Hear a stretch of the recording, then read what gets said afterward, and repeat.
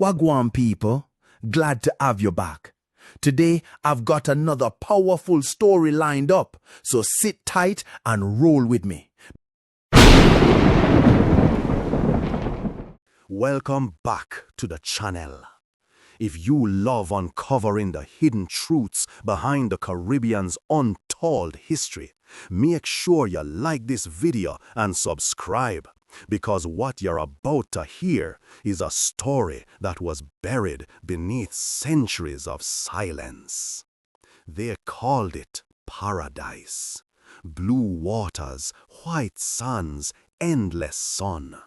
But what they didn't tell you is that this paradise was once the center of the world's most brutal game of power. A game that would shape nations, destroy empires, and give birth to some of the strongest people on earth. The year was 1493.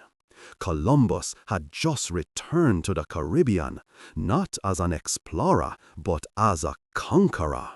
The Spanish crown had seen enough to know these islands were worth more than gold itself. From Cuba to Hispaniola to Jamaica, the Spanish flag rose like a shadow across the blue horizon. They built their cathedrals, their forts, their ports. They brought priests, soldiers, and slaves.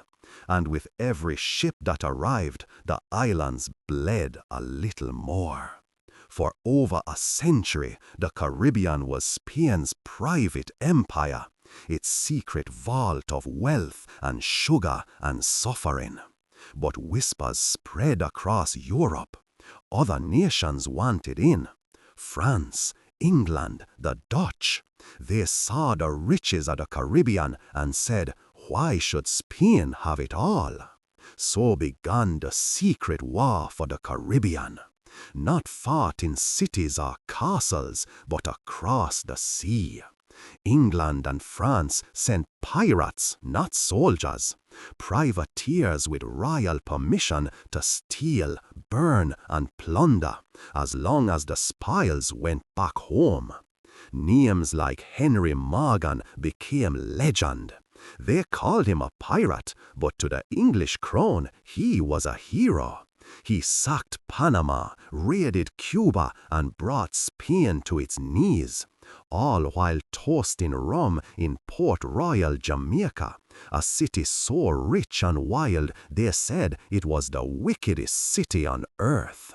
But every coin he spent, every ship that burned, was a step closer to Britain's rise and Spain's slow collapse. If you still here listening, you are one of the real ones. Hit that like button right now and let's go deeper into the story the empires tried to erase. The 1700s, the age of sugar, the age of slavery. Across Jamaica, Barbados, St. Domingue, and Trinidad, the Caribbean became the beating heart of Europe's economy.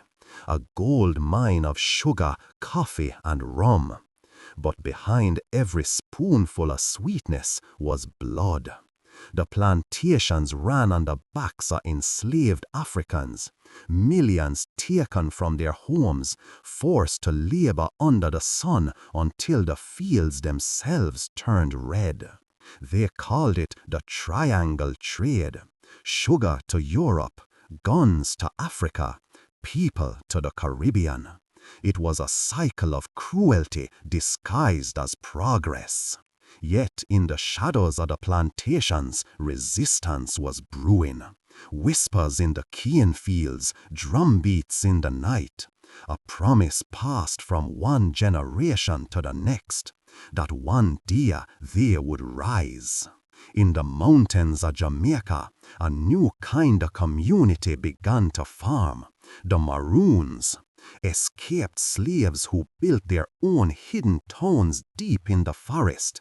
They fought the British army, outsmarted them in the hills, and signed peace treaties that recognized their freedom long before slavery was even abolished. And across the sea, on the island of Saint Domingue, a revolution was about to explode. Enslaved people rose up against their masters, and in the fire of that struggle, Haiti was born, the world's first black republic. The Caribbean was no longer the empire's playground. It had become the empire's nightmare. As the 19th century dawned, Britain, France, and Spain all began to lose their grip. One by one, their colonies rose up, demanding the freedom they had been promised for centuries. Britain abolished slavery in 1834. France followed. But even after emancipation, the struggle continued. New chains replaced the old: poverty, debt, and dependence. Still, the Caribbean refused to bow. The people had inherited something unbreakable, a spirit forged in resistance, a rhythm that could not be silenced.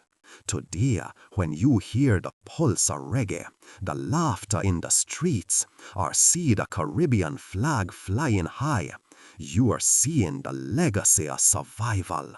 These islands are more than beaches. They are battlefields of identity, pride, and power. Every song, every dance, every celebration is a victory song, a reminder that no empire, no mighty could break the soul of the Caribbean. So the next time someone call it paradise, remember this: paradise was fought for, paradise was earned, and its people are still writing the next chapter of that story. If this story moved you, if you felt pride or learned something new, make sure you like this video, subscribe to the channel, and drop a comment sharing which part of Caribbean history you'd like to explore next. Because this isn't just history, it's heritage, and it's time the world remembered.